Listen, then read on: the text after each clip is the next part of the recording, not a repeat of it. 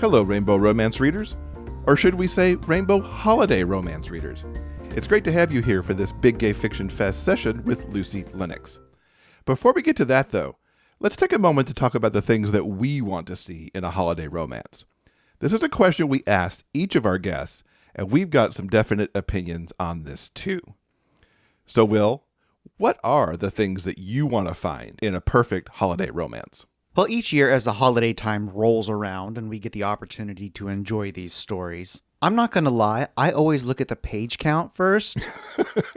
Okay, actually it goes in this order. I have to like the cover, then I have to like the blurb, and then I'm going to check out the page count.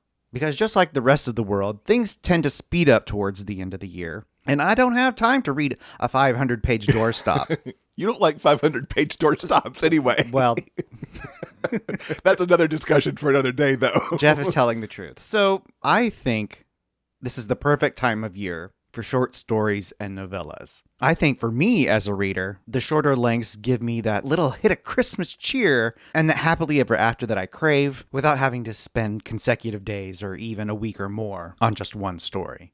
So aside from length, when it comes to plot or themes in Christmas and holiday stories, I'm not terribly picky. I don't necessarily think a story has to focus on holiday traditions in order for it to be a Christmas book, but I do definitely enjoy the return of certain tropes that you all know I love and adore, because Christmas time is the perfect opportunity for two heroes to get trapped in a snowstorm, in a cozy cabin with only one bed, or for a beleaguered main character who has to go home to his family for a small town Christmas, and just once would be like to left out of their matchmaking meddling ways, so he invites his best friend to come along and pretend to be his boyfriend. Yes, forced proximity and fake boyfriend, two of my absolute favorite tropes of all time. We get a veritable Christmas time avalanche of those kinds of stories this time of year, and I am here for all of it. It is definitely the perfect time of year for forced proximity, no doubt about it. Two of my favorite tropes really play into the season as well, with friends to lovers and second chance, because as you have people coming home or perhaps revisiting some traditions and such, it is the opportunity for friends to get together because maybe you're home, or a second chance with somebody. And I love it when those themes kind of crop up in the holiday romances, and finding the way that the holidays are kind of the bridge to bring these people together. And I will admit that this year, I seem to be really drawn to Grumpy Sunshine as well. We're going to see some of those very themes in some of the sessions that we'll be having with authors throughout the fest. I didn't know I could be so intrigued by the sunshiny I love Christmas person kind of bringing over the person who is more grinchy. You said that you didn't need the holiday trappings. There are some things that I need in my holiday romance. Like, I need that moment that maybe we're out on the street somewhere looking at the Christmas lights, whether we're in a bigger city and looking at the lights of a certain part of town that maybe has been decorated, or if we're in a small town, walking down Main Street, maybe going to the Christmas tree lighting. And I would really like a moment, if at all possible, because, I love a hockey story. So while I don't need hockey in my holiday romance, I would love for my people to go skating in their holiday romance, because skating is the perfect date. You go skating, then you have some hot chocolate, maybe you smooch, at the end of the hot chocolate. There are plenty of possibilities there. Now let's get to our talk with Lucy. For this holiday season, she's given us a huge gift in the form of an epic crossover between three of her series, as she brings together the Marian family and the Wilde family and brings them all to Aster Valley. The result is Forever Wilde in Aster Valley, which not only gives us a wonderful romance, but also is the stage for a family reunion for these large families to have a Christmas celebration. As you'll hear from Lucy, this crossover wasn't something she'd planned, and she certainly had some planning and research to do in blending these three series together. So let's hear more from Lucy about Forever Wilde in Aster Valley. Lucy, welcome. We're so glad you could join the Big Gay Fiction Fest 2021 holiday celebration. Thank you for having me. I'm excited to be here. You've got a brand new holiday book out for this season, and I can't wait to read it because it involves some of my favorite characters. Tell us about Forever Wilde in Aster Valley.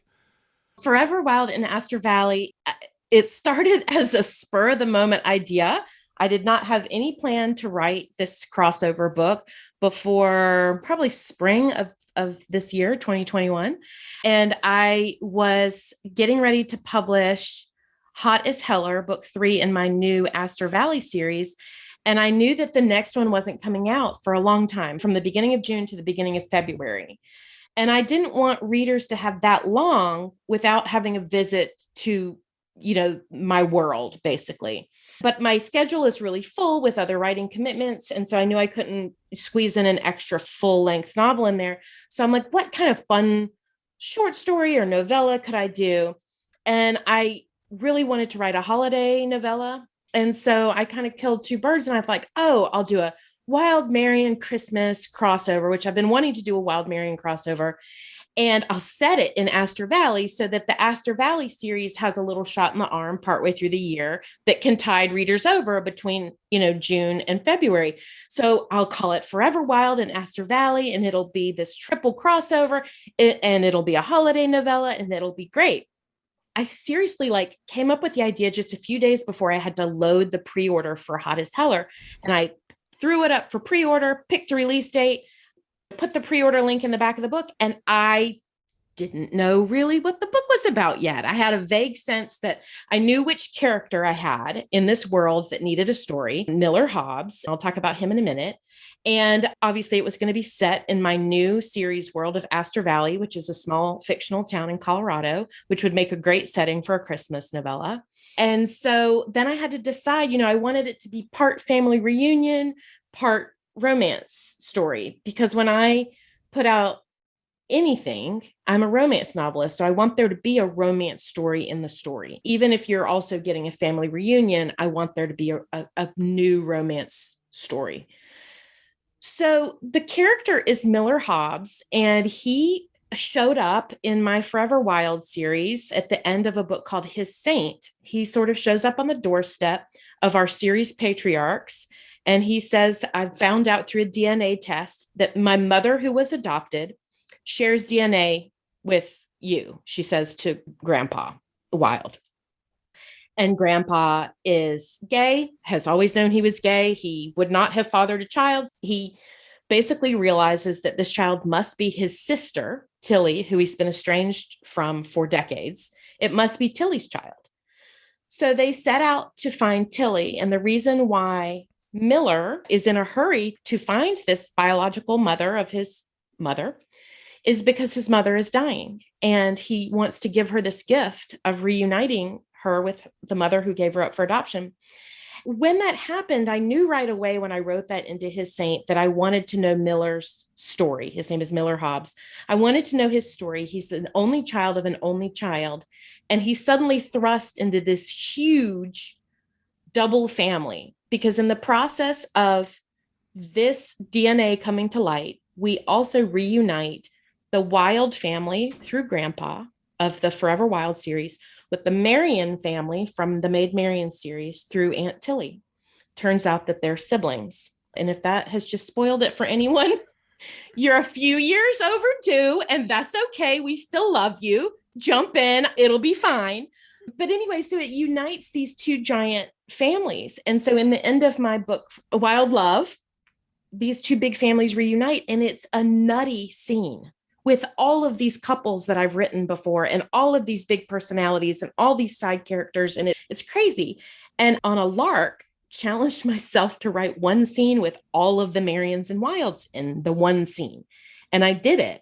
And so that is basically what this book is. It's half Marian and Wilde Christmas craziness, and the other half is Miller suddenly finding himself in this giant, overwhelming group of big personalities and not knowing where he fits in.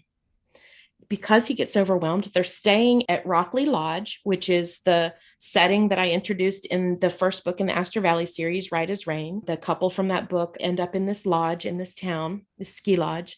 And so they're hosting this giant family reunion. And so Miller takes off to get some peace and quiet. And he goes into the small town of Aster Valley to pick up a bakery order.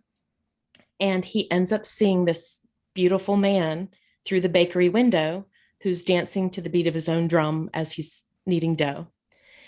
And it's the story of them falling in love among the families that we've come to love over the course of these two series in the setting of the third series. So it's a lot. It's a lot, but you're getting to revisit all of these favorite characters from 3 series and also watch a new couple fall in love. So I hope I've done it justice. It sounds a little mind-bending in a way to bring in. Yeah. Because the Wilde and the Marian family are not small. No. And then you add in, the characters you're going to want to show off from Aster Valley. So that's quite a universe that you're bringing together as one. How did you plot this? I mean, certainly, obviously, Miller and Darius's story could move along on the romance track, but then you've got all the other stuff going on too to put in and to make it a holiday romance. Yeah. So the holiday part is I set it during the week of Christmas. And when I first plotted, I actually plotted it in 5 minutes originally, the best laid plans. So originally I thought, okay, I'm going to alternate chapters. I'm going to have a chapter of the love story, a chapter of the family, catch up with our favorite characters. I plotted it out like that. But then once I started writing it, it didn't stay that way. But there were some special challenges in this, exactly what you're asking, because I can't assume that the readers remember all of these couples and can keep them apart and remember that Maverick and Bo are the ones that live at Rabbit Island and that Jamie is the one from Taming Teddy. So in the process of writing it, I have to put little contextual clues in there to help the reader place who that character is. And so that's challenging because you don't want it to be an info dump either. So, you might say Hudson ran his hands through Charlie's long red hair. And people might go, oh, right, Charlie's the one, he's Irish, he's the one with the long red hair. And you might say Felix, says something about stained glass. And, oh, right. Felix is the one with the stained glass. So that was one of the challenges, was trying to reintroduce all of these beloved characters in a way that would help very quickly and naturally set us back in that world and remind us who those people were and why do we care? Why do we care who, that these characters are there? But when I first started writing it, the romance couple, Miller and Darius, were very two-dimensional because there's so much history and richness in the other characters. These characters have been in book after book, and I know them like the back of my hand. And Miller is a brand new guy, and Darius even more. Darius started off, when I started writing, he was this generic baker. And I'm like, this is not working for me. It was too much of a contrast. We've got this deep, rich cast of characters who we know and love so well. And then we've got these 2 newbies who we don't care as much. Let's get back to the ensemble that we love. So I spent a lot of time, once I got into the writing, trying to really get to know those 2 guys. And in the process of doing that, I naturally tied them to what was going on with the Marians and Wildes, because they both have their own backstory that is relevant to this big, colorful family. So they both react to this family differently because they have different backgrounds. That sort of, Darius is from a big background. One of his parents is Greek and one of his parents is Black. And both of his parents have these huge extended families, lots of cousins and grannies and yayas. And so for him, he's been around a big, colorful family before. And so he's used to the noise and the people, but Miller is not. And so Darius is sort of like social lube a little bit. And he's trying to sort of introduce Miller to the good parts of this big nosy crew. And that was fun. Once I started digging deeper into their backstories and connecting it, I also fell deeper into Tilly's story, because Tilly is the connection here. Tilly's the reason Miller is in this family in the first place. And Tilly is the one who gathered everybody together in Aster Valley. And once I started going down that path, some really deep emotions came out in this story, really surprised me. And so I've had a lot of help tweaking that and making that better. May Archer has helped me tremendously, showing me that there was a lot more here than I originally thought. Oh, it's a fun little holiday novella. And with her help, it is much, much more. So I'm really excited to share it. Sorry, I know that's a super long answer. No, so exciting though. And if we go back and look at the first time you really put the Marians and the Wildes together at the end of Wild Love, and then we got them a little bit more at like the beginning of King Me. Yeah. Because those two books branched right into one another.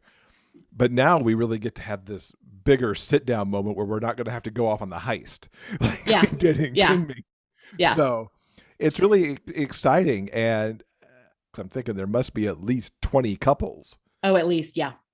Are they all coming to Aster Valley? Is that how big this family gathering is? Or did you go, I want these folks to come, but we really can't deal with these right now? So I have almost all of the actual siblings. So Thomas and Rebecca's siblings that make up the Maid Marian books are there with their partners. And Forever Wilde, it's the same. But in Forever Wilde, there's a novella called Flirt. That's Stevie's story.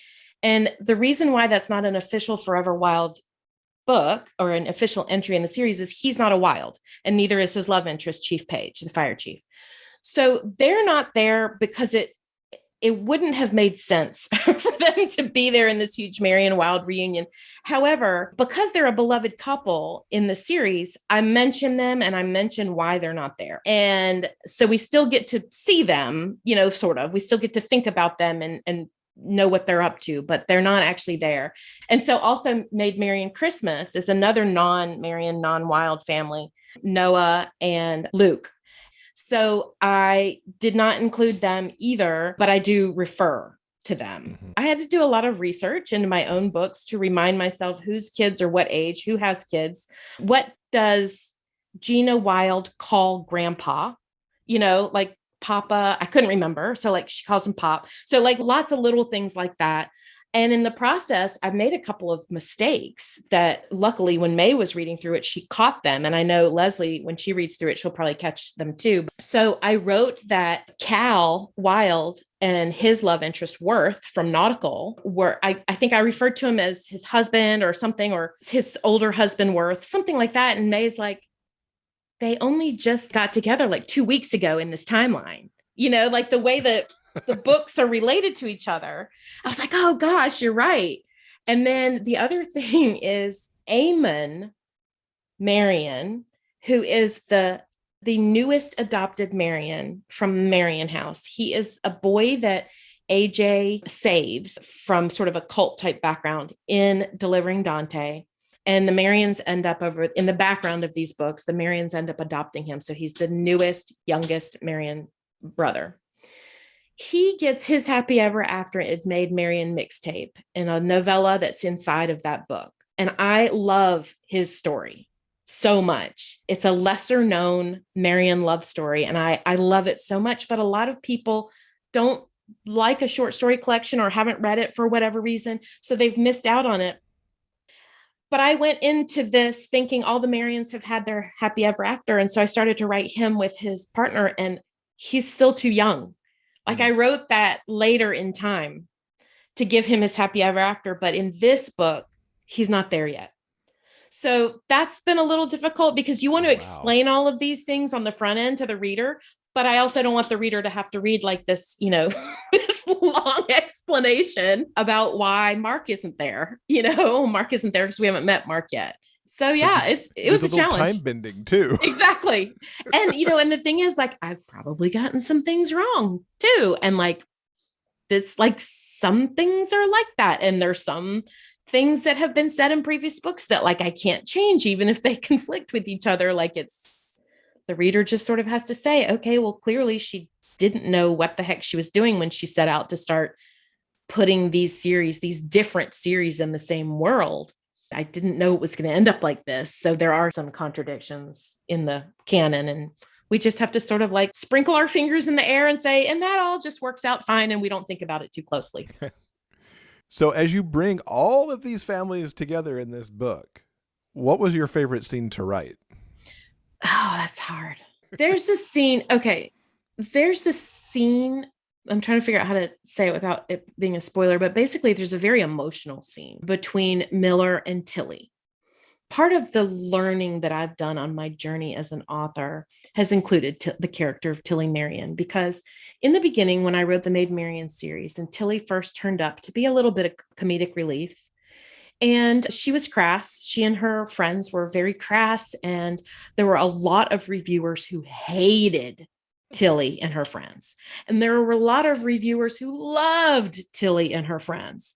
What I learned, and this was fairly early on, I learned that if I wrote the next book with Tilly, I was going to upset a lot of readers. And if I wrote the next book without Tilly, I was going to upset a lot of readers. And it was a really fortunate lesson to learn so early on for me, which is that you cannot make all of your readers happy with one book. It's not possible. You will never make all of the readers happy with one book. And so I had to decide what makes the most sense for me in terms of writing Tilly. And, at the most, I would say what makes the most sense for the majority of readers, let's say. But really, if you want to stay true to how you feel like the story needs to be told. And so I had to make a lot of decisions in regards to Tilly. And in fact, I was so affected by that, a vitriolic feedback from some readers about the character of Tilly, that when I started Forever Wilde, I very deliberately did not have a Tilly-esque type character in that series. And in fact, I sort of corrected by having our patriarch couple, Doc and Grandpa, because I do love that multi-generational representation. And, there's a lot of things you can do there with like mentorship and stuff. But I made them so gentle and so kind and loving that they were basically the opposite of Tilly. I wouldn't say I overcorrected, because I love Doc and Grandpa. I love their characters, and I think they were perfect for the series. But like I said, this was all part of my journey. I did not know at the time that there was a connection between Doc and Grandpa and Tilly. So later, when I discovered that Tilly and Grandpa were related, I realized that for that to be the case, there had to be a pretty serious emotional backstory. Mm-hmm. And when I started diving into what that was, and I started telling the story, the historical story of Doc and Grandpa falling in love during Vietnam or right after Vietnam, and Tilly's story started to sort of reveal itself, I started to see, and it actually started a lot earlier, I started to see the real side of Tilly. I started to realize what a mask that humor is, that rowdy, raunchy personality is a front. And so I started to learn so much more about her, and I wasn't expecting to. And so in this book, Forever Wilde and Aster Valley, we see a lot of that. And there's some of that is revealed actually in a short story called Poker Face in Maid Marian Mixtape.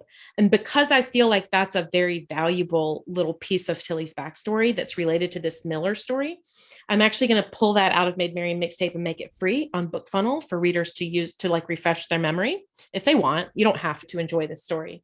That's a sort of a long way of saying that like there's this really pivotal emotional scene with Tilly about giving Miller's mother up for adoption and why she's made some of the decisions that she's made. It took this story to a very different place than I was expecting. So it's not quite the light and fluffy holiday novella. It's got some teeth. But teeth is good. And the teeth are going to bite your heart out. The holiday occasionally brings the teeth out. It does. And that's one of the reasons why I loved writing the scene, because it's like, we're all supposed to be happy and having a wonderful time. And Miller is having a very hard time. And I think that's a very, very human experience. It's a very common experience. The holidays are like that. They can be a roller coaster, especially when it comes to family and family backstory and family relations and histories, relationship artifacts. Did you always know with Aster Valley that it was in essentially the same universe as Wilde and Marian, or did you decide that with this Christmas book idea? No, I in fact set out to not have anything crossed over, because when I put the Forever Wilde series in the Marian world, it created a lot of crazy, like challenges and chaos and confusion. And fans of Forever Wilde now felt like they had to go back and start at the beginning of Maid Marian to enjoy everything. So I wanted a clean break, a brand new series that didn't cross over, and Aster Valley wasn't going to have anything to do with Forever Wilde or Maid Marian. But then when I met Pim and Bill, who own the diner in Aster Valley, they have adopted a teenage son named Solomon. And Solo came from Marian house. It's just his story. That's where he came from. So it's just a little Easter egg. It's just a little nod. It wasn't that the series were crossing over or anything crazy like that. It was just this one little mention. So yeah, they're in the same world, but don't worry about, it's just a little Easter egg.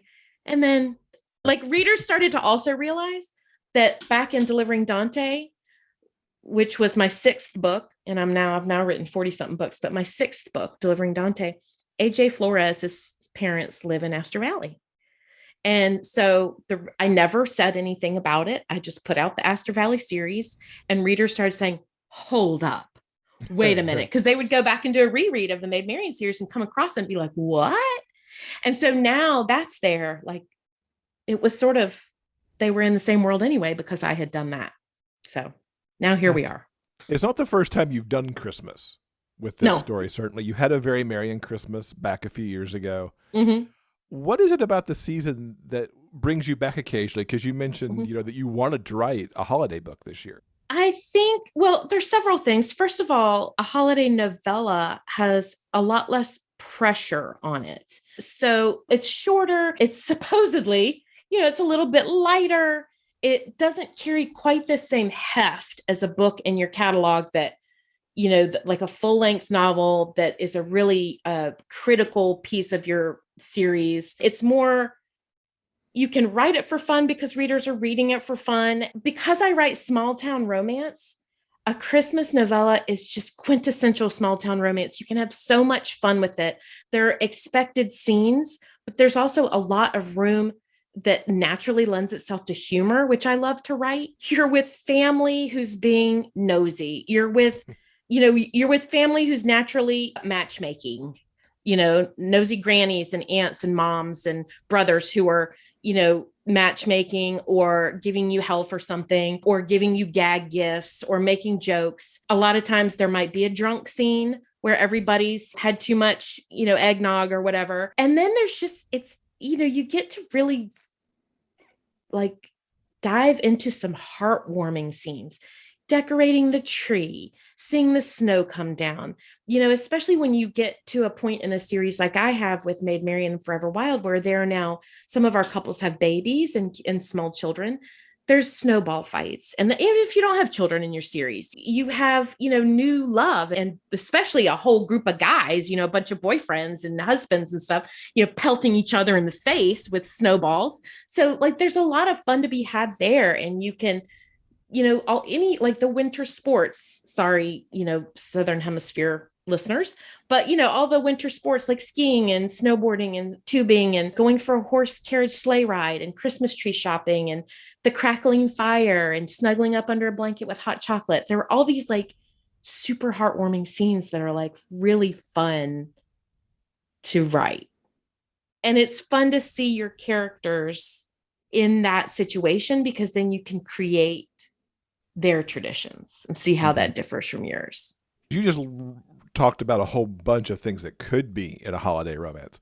Are there ones that like you think are the must-haves, especially like when you're reading a book? It's like, I'm reading holiday. I want to see these things in this story.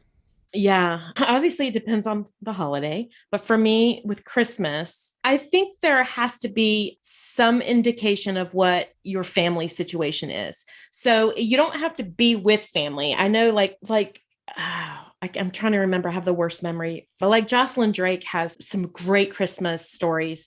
And I know in one of hers, the couple are, I don't know if they're trapped, but they're together in like a holiday rental or a cabin or something.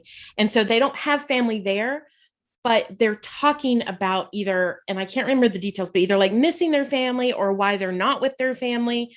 So it kind of forces you to delve into your character's family situation, which I think is critical in a holiday book. Why are you either with or not with your family? And I think in our genre, found family is such a big theme that it's fun to make that family aspect of a holiday novella or novel unique with your found family. Like, what does it look like? Are we on a rooftop in New York City with elegant place settings and, beautiful floral arrangements and gas heaters, and we're all dressed up to the nines? Or are we in a converted barn in Texas with country music blasting over the speakers and everybody's, wearing boots and doing square dancing? Like it's that heartwarming gathering.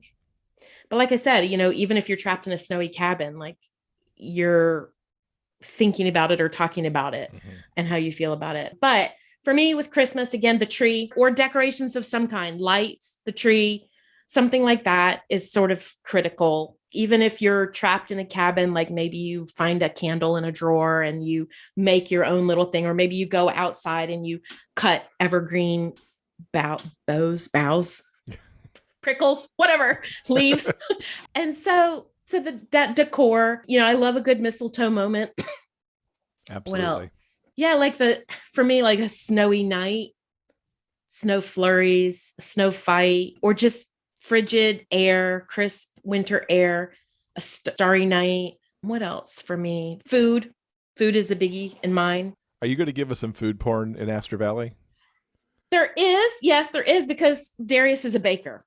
And he comes from a Greek family, so his bakery has some Greek treats. And in fact, my Pinterest board for this book is food porn itself. Yeah. And then Mikey, is basically a chef. And so he's catering a lot of the family meals and stuff.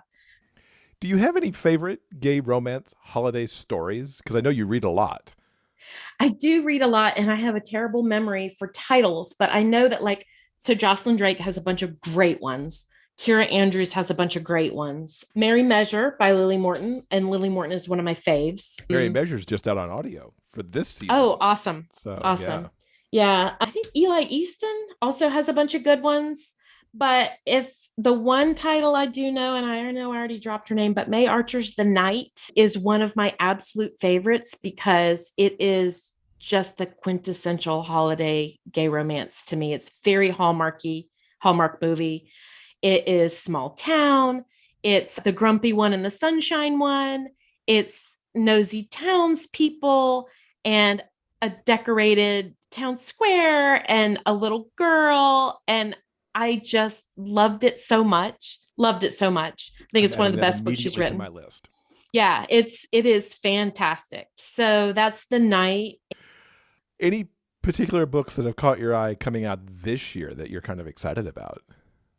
I've been so busy writing mine that I haven't been looking at everyone else's. I know that Sylvia Violet has one coming out in her Mafia series, which I'm really looking forward to that one because I like that series. I'm looking forward to that to see what Mafia Christmas. Yeah, exactly. Well, she's in my Zoom Sprint group, so I see her almost every day on Zoom. And so we were joking about that because I said something about a Christmas novel, or I can't remember what. Did you write a such and such a scene? And she's like Mafia guys don't do that. And I was like, oh yeah, that's right. She's like, it was sort of like, you mean break into his house? I was like, oh yeah, break into his house, instead of like, oh, he shows up with a casserole. No, he breaks in with a weapon. What are some of your favorite holiday and Christmas traditions? This is so terrible because I'm just like the worst parent ever, but we have a tradition that is different than the way I grew up. I grew up having a big formal Christmas meal on Christmas Day. And first of all, I'm not a big fan of that kind of food. I'm not like a turkey fan. I don't like a big roast beef. I don't eat red meat. And I'm picky. So I don't like all those casseroles and whatever. So my husband and I changed it to a big breakfast in our pajamas with like mimosas and like an egg casserole and a French toast casserole. And we eat it in our pajamas after we wrap presents. And then that's it for the day. And you can just forage. And so in other words, you can stay in your pajamas all day. Mm-hmm. There's no getting dressed up or setting a really fancy table and then having to deal with all of that. And I love that. That's one of my favorite things. I love the fact that it's just like pajamas all day and everyone, plays with their things or reads their new books or whatever they have. So that's like the true answer to that. But we also have stockings that my grandmother, my paternal grandmother, needle pointed stockings for all of us with our names at the top. and a nice little Christmas scene on them. And they have like a velvet backing and they're really nice. And my mother started doing the same tradition for my children and my sister's children. And so we, on Christmas Eve, we hang the stockings. They've already been hung. We take them down and we hang them again, but we hang the stockings. And then we set out cookies and milk for Santa. My kids are like 14 to 19. And we read the night before Christmas. And we do have a more formal dinner on Christmas Eve.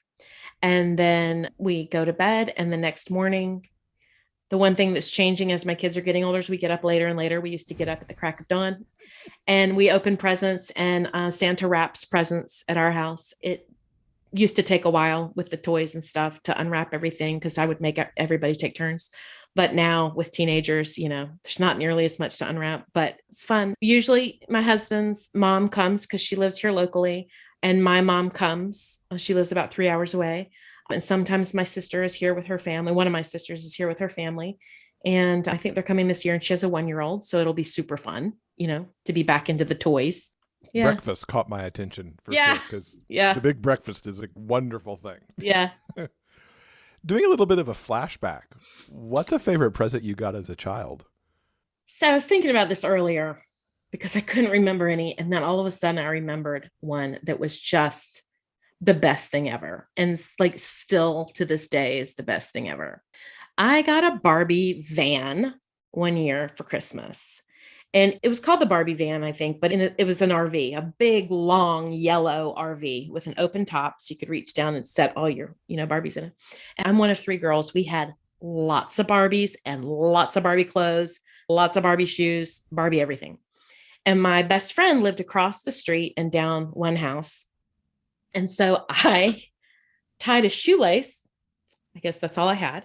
I tied a shoelace to the front windshield frame of the van, like a leash on a dog. And then I would walk down the hill with the van trailing behind me and walk down the street with my van to Amy's house, where we would get all of her Barbie stuff together and we would have basically a Barbie extravaganza. And I'm pretty sure she had the Barbie like dream house with the elevator first. I think my sisters and I got one a few years later, but she had one. So I had the van and she had the house. So when we got all of our stuff together, it was like incredible. That's awesome. So yeah, so it was the Barbie van for sure. I was old enough to I don't know why my parents ever trusted me to do this because I'm sure I did it crooked, but put the decals on myself, sort of like whatever the Barbie van version is of racing stripes on the side. Mm-hmm. And I'm pretty sure they were crooked. But so here's a little insider information about me. I played Barbies for a long time, and I played them with my younger sister, who now writes with me as Molly Maddox. And when we were, she was probably 10, so I was probably 14. My dad lived in a house where our bedrooms were catty corner to each other. And there was an attic space sort of in the corner behind both of our closets. And my dad is very DIY, and he built little tiny doors in the back of each of our closets that went into this attic space. And he sheetrocked the attic space and put a carpet remnant down, and he put lights in it. And that was our Barbie room, and it was hidden. You would get there through the back of her closet and the back of mine. We could meet in there. And that was where all of our mountains and mountains of Barbie stuff was. And we could sit in that little hidden room and play Barbies for hours. And it was romance stories. We told these romance stories with our Barbies for hours.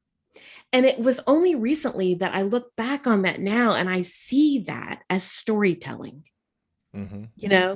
And I see that the two of us that ended up becoming authors were the two that were attracted to creating these stories with these characters and, thinking through their romances and their stories and stuff.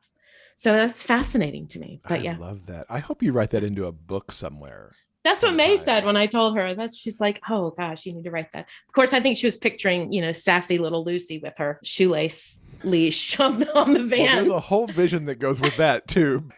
And I am kind of obsessed with RVs now because, I'm a big Tyler and Todd fan. And so they inspired me to write Say You'll Be 9, which is basically, the two guys live in an RV and they're fixing up this house in the woods. It's very Tyler and Todd. So then after I published that book, my family, Andrew and I, took our kids to the Grand Canyon in an RV. So many behind the scenes going on here. Yeah. Reading all this stuff. I love it. So we've had that look back. Let's look forward. Mhm. What can you tease us about what's coming after the Christmas book and getting us into 2022 a little bit? Early January, May Archer and I are releasing our second book in the Licking Thicket Horn of Glory series, which is called Hitched, and it's centered around a wedding planner and a wedding that this sort of personal security / spy type guy, Champ, who we met in the first book, Champ sort of has to a little bit go undercover with this wedding planner. It's set in Licking Thicket, and it's going to be so fun. May and I have already plotted it. We're getting ready to start writing. I think she actually started the first chapter this week. So I'm really excited about that. More hijinks there. And it'll be in Licking Thicket, which I think readers will be looking forward to. I think they were a little disappointed that our last book went on a journey. And then in the early February is book 4 in my Aster Valley series called Thick as Thieves.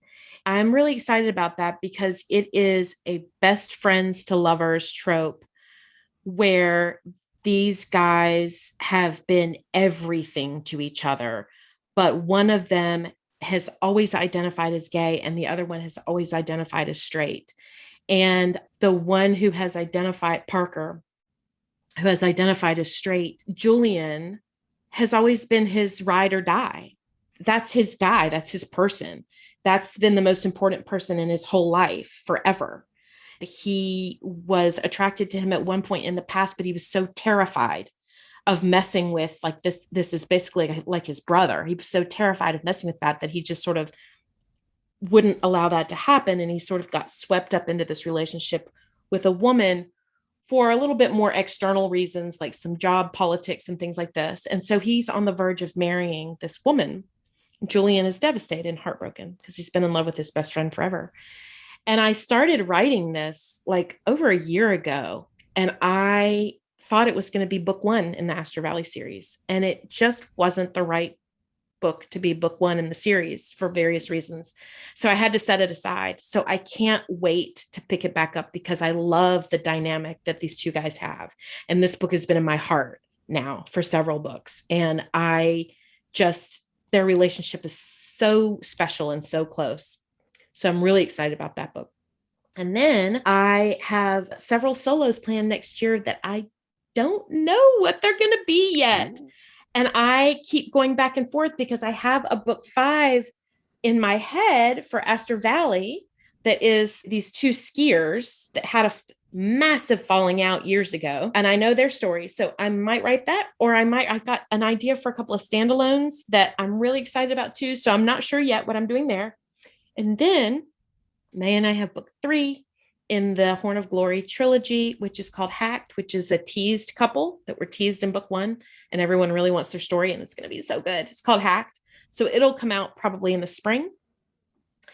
And then she and I have written another series called Honey Bridge, which is a lot more like her O'Leary series and my Maid Marian and Forever Wilde series. Little less puns, little less over-the-top humor.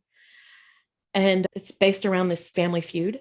And it's set in a small town in Maine. And we've already written the first book, and I love it so much. She does too, but I love it so much. And it's killing us not to be able to release it yet. But we're going to try and write the next 2 in that in the next, 6 months or whatever, so that we release them boom, boom in the fall.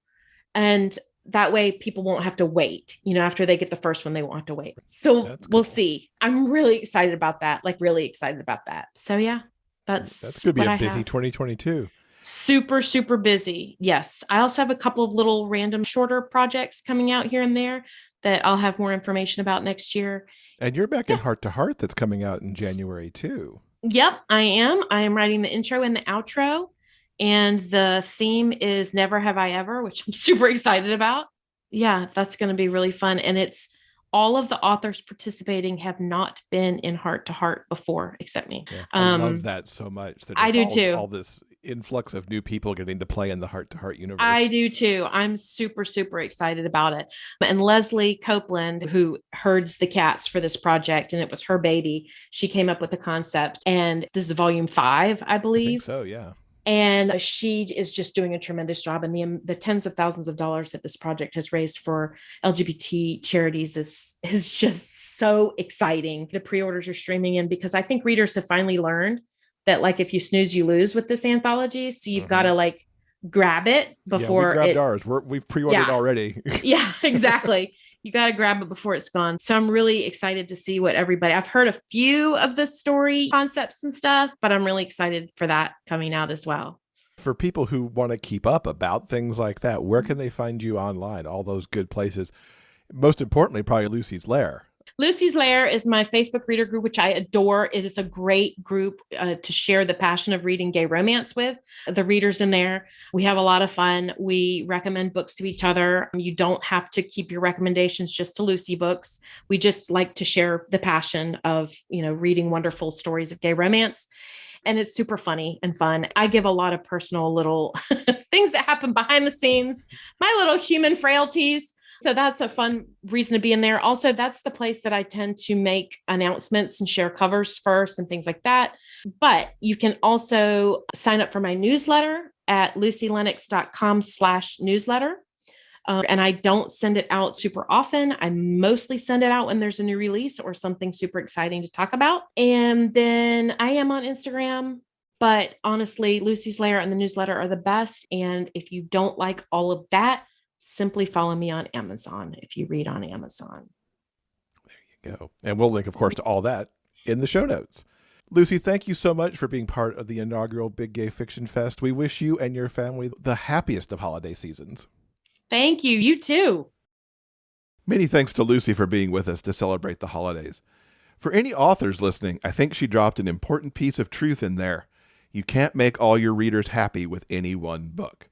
I really enjoyed hearing the pro and con feedback she got on Aunt Tilly and how she considered that as she continued to write.